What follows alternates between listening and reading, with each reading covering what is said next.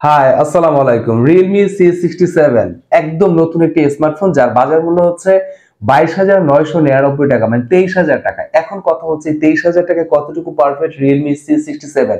IPS display দিচ্ছে 23,000 টাকায়, আসলে কি এটা যৌক্তিক? 120 Hz আমরা আশা করতেই পারি, সেখানে সে দিচ্ছে 90 Hz স্ক্রিন রিফ্রেশ রেট, কিন্তু ক্যামেরা 108 মেগাপিক্সেল ক্যামেরা। কতটুকু পারফেক্ট ছিল 108 মেগাপিক্সেল ক্যামেরা, নাকি নামমাত্র ক্যামেরা? সবকিছু নিয়ে আমরা আলোচনা করব। পারফরমেন্সের জন্য Qualcomm Snapdragon একটি চিপসেট দিচ্ছে। সো আমি বলবো, যদি আপনি Realme লাভার হয়ে থাকেন, এছাড়াও Realme C67 এই ফোনটি পারচেজ করতে চান, তাহলে আজকের ভিডিও খুবই ইন্টারেস্টিং হতে যাচ্ছে। সো এদিক সেদিক দৌড়াদৌড়ি ঝাপাঝাপি না করে আমাদের সামনেই বসুন। নতুন হলে সাবস্ক্রাইব করতে ভুলবেন না, পাশে থাকা বেল বাটন প্রেস করে দিবেন। যদি ভিডিও কাজের মনে হয় লাইক দিয়ে সাথেই থাকবেন। কথা না বলে চলেন আমরা ভিডিওতে চলে যাই। আসলে Realme C67 কতটুকু পারফেক্ট আপনার জন্য। অলরাইট, আমরা যদি একদম প্রথম ডিজাইন নিয়ে আলোচনা করতে চাই, এখানে ব্যাক প্যানেলে আমরা প্লাস্টিক পাচ্ছি। নরমালি যে স্ক্র্যাচ পড়বে না, স্ক্র্যাচ রেসিস্ট্যান্ট। তারপর আপনি যদি সানলাইটে যান, খুবই গ্লোসি এবং শাইনিং একটি আপনি ফিল পাবেন। এবং বক্সে শেপ হওয়ার কারণে হ্যান্ড ফিলটা দুর্দান্ত ছিল। আর ওয়েটের কথা বলে, ওয়েট ডিস্ট্রিবিউশন খুবই কম আমরা পেয়েছি। এখানে ওয়েট হচ্ছে মাত্র 185 গ্রাম, এবং থিকনেসও কিন্তু মোটামুটি কম রাখারই চেষ্টা করেছে। 7.6 আমরা থিকনেস পাচ্ছি। এছাড়াও ইন্টারেস্টিং ফ্যাক্ট হচ্ছে Realme C67 কিন্তু আপনাকে দিচ্ছে IP54 রেটিং, তার মানে ওয়াটার রেসিস্ট্যান্ট, ডাস্ট রেসিস্ট্যান্ট। বাইরে যদি ছিটে ফোটা গুড়ি গুড়ি বৃষ্টি পড়ে, ইজিলি আপনি ইউজ করতে পারবেন। ডাস্ট রেসিস্ট্যান্ট, ধুলোবালি ঢোকার চান্স খুবই কম পাচ্ছেন। সো ডিজাইন বললে একটু ডিফারেন্ট আমরা পাচ্ছি, এটা মানতেই হবে। এবং ক্যামেরার কাট আউট, এটাও আমরা ডিফারেন্ট ওয়েতেই পাচ্ছি। এটা নিয়ে আমরা পরে আলোচনা করি। আমরা যদি একটু ভিতরে চলে যাই, মানে সামনে চলে আসি, স্ক্রিন আসলে ডিসপ্লে কেমন ছিল এই প্রাইস পয়েন্টে। এখানে ডিসপ্লে আমরা দেখতে পাচ্ছি 6.72 inch FHD plus 90 hertz screen refresh rate, IPS একটি প্যানেল পাচ্ছেন। এখন মন খারাপের বিষয় হচ্ছে 23,000 টাকায় 90 হার্টজ কেন, এবং 23,000 টাকায় অ্যামোলেড না দেখে আমরা আইপিএস কেন দেখতে পেলাম Realme C67 এই ফোনটির মধ্যে? এখানটায় আসলে রিয়েলমির নজর দেওয়া উচিত ছিল, কারণ 20,000 টাকার উপরে আমরা যদি বাজেট রাখি, সেখানে আমরা ইজিলি অ্যামোলেড ডিসপ্লে পাই এবং 120 হার্টজ স্ক্রিন রিফ্রেশ রেট পাই। সেখানে আমরা 90 হার্টজ স্ক্রিন রিফ্রেশ রেট পেয়েছি এখানে। বাট যদিও 90 হার্টজ স্ক্রিন রিফ্রেশ রেট যথেষ্ট স্মুথ ছিল, টাচ রেসপন্স যথেষ্ট আমরা ভালো পেয়েছি, বাট অ্যামোলেড এটা আসলে স্কিপ করা যায় না। এবং ব্রাইটনেস এর কথা বলে, এখানে 950 নিটস আমরা ব্রাইটনেস পাচ্ছি। সো ব্রাইটনেস যথেষ্ট ভালো, বলতে মোটামুটি এভারেজ একটি জায়গায় থাকবে, কারণ 22,000 21,000 টাকা আমরা 1800 নিটস এর ব্রাইটনেসও আমরা ডিসপ্লে দেখতে পাই।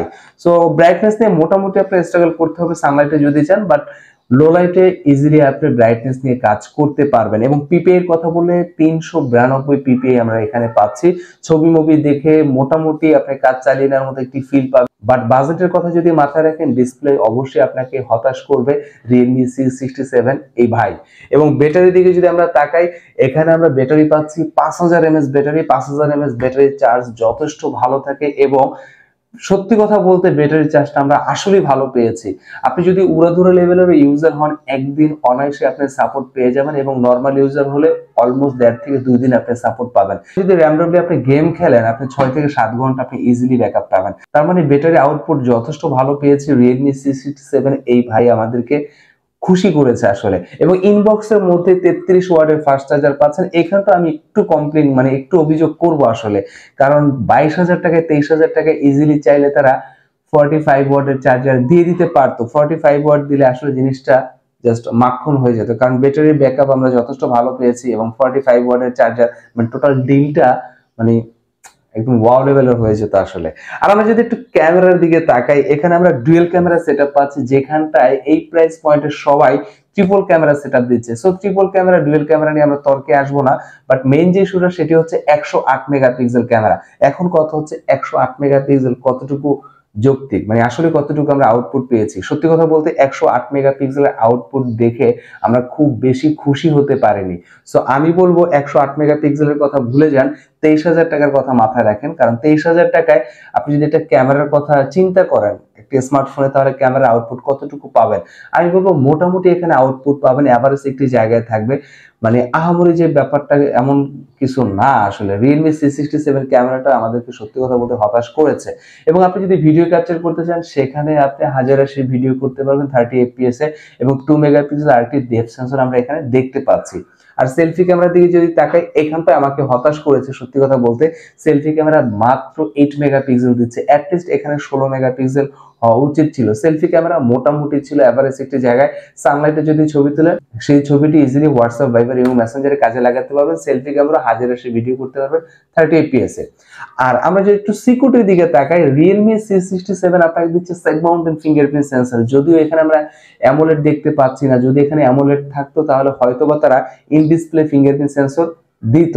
সো এখানে আমরা সাইড মাউন্টেড ফিঙ্গারপ্রিন্ট সেন্সর পাচ্ছি, ফেস আনলক সেটা তো থাকবে। আর ওএস এর কথা বললে এখানে আমরা অপারেটিং সিস্টেম পাচ্ছি 14। সো এটা নিঃসন্দেহে চমৎকার একটি বিষয়, কারণ আমরা রিসেন্ট যে ফোনগুলো দেখতে পাচ্ছি সেখানে 13 দেখতে দেখতে আসলে বোর হয়ে গিয়েছিলাম। সো এখানে আমরা অ্যান্ড্রয়েড 14 পাচ্ছি। এবং পারফরমেন্সের কথা বললে যদি আমরা ভেরিয়েন্টের দিকে তাকাই, এখানে আমরা একটি ভেরিয়েন্ট আপাতত দেখতে পাচ্ছি বাংলাদেশ মার্কেটে, 8GB RAM 256GB storage. So এই প্যাকেজটা আসলে ভালো ছিল। এই প্রাইস পয়েন্টে 8GB র্যাম 256GB স্টোরেজ, আপনি মাল্টিপল অ্যাপ নিয়ে যদি কাজ করতে চান নিঃসন্দেহে আপনি কাজ করতে পারবেন। 4টা 5টা 6টা 7টা অ্যাপ নিয়ে আপনার স্ট্রাগল করতে হবে না, এবং অ্যাপ ওপেন এবং ক্লোজের সময় খুবই কম নিচ্ছিল। এই জিনিসটা আসলে আমার কাছে ভালো লেগেছে। আর যদি আমরা চিপসেটের দিকে তাকাই, এখানে Qualcomm Snapdragon 685 এর একটি চিপসেট পাচ্ছেন, যেটি 6nm এর আর্কিটেকচার একটি চিপসেট। সো এই প্রাইস পয়েন্টে এই চিপসেটটি মোটামুটি স্টেবল একটি জায়গায় থাকবে। খুব বেশি যে ভালো বা দারুণ কিছু ব্যাপারটা এমন না, বাট Qualcomm Snapdragon 685 এর থেকে কিন্তু কিছু কিছু জায়গায় না, বেশিরভাগ জায়গায় মিডিয়াটেক হেলিও G99 এর পারফরমেন্স কিন্তু ভালো, এবং মিডিয়াটেক হেলিও G99 20,000 টাকা 21,000 টাকায় কিন্তু ভালো আউটপুট দিচ্ছে এবং মার্কেটে বেশ হইচই ফেলে দিয়েছে আসলে সত্যি কথা বলতে। সো প্রসেসরের কথা বললে আমি বলবো এভারেজ একটি জায়গায় থাকবে, মানে খুব আহামরি যে ব্যাপারটা এমন না। যদি বাজেটের কথা চিন্তা করেন এর থেকে ভালো প্রসেসর মার্কেট আপনি ইজিলি পেয়ে যাবেন। সো এখন ভিডিওর শেষে যদি আমরা ভালো দিক মন্দ দিক সাইড বাই সাইড করি, আসলে ভালো দিক কি পেয়েছি মন্দ দিক কি পেয়েছি এক কথায় যদি বলতে হয়, প্রথমেই বলবো 23,000 টাকায় ডিসপ্লেটা একদম হতাশ করেছে আমাদের। এখানটা আসলে মন খারাপের বিষয় ছিল, এটা মানতে হবে আসলে।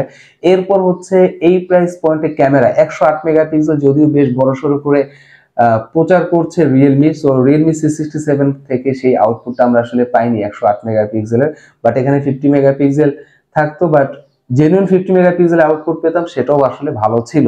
এবং সেলফি ক্যামেরাও আমাদেরকে হতাশ করেছে। এছাড়াও এখানে সাইড মাউন্টেড ফিঙ্গারপ্রিন্ট সেন্সর না দেখে যদি আমরা ইন ডিসপ্লে ফিঙ্গারপ্রিন্ট দেখতে পেতাম সাথে অ্যামোলেড, সেটাও কিন্তু জোশ লেভেলের হয়ে যেত।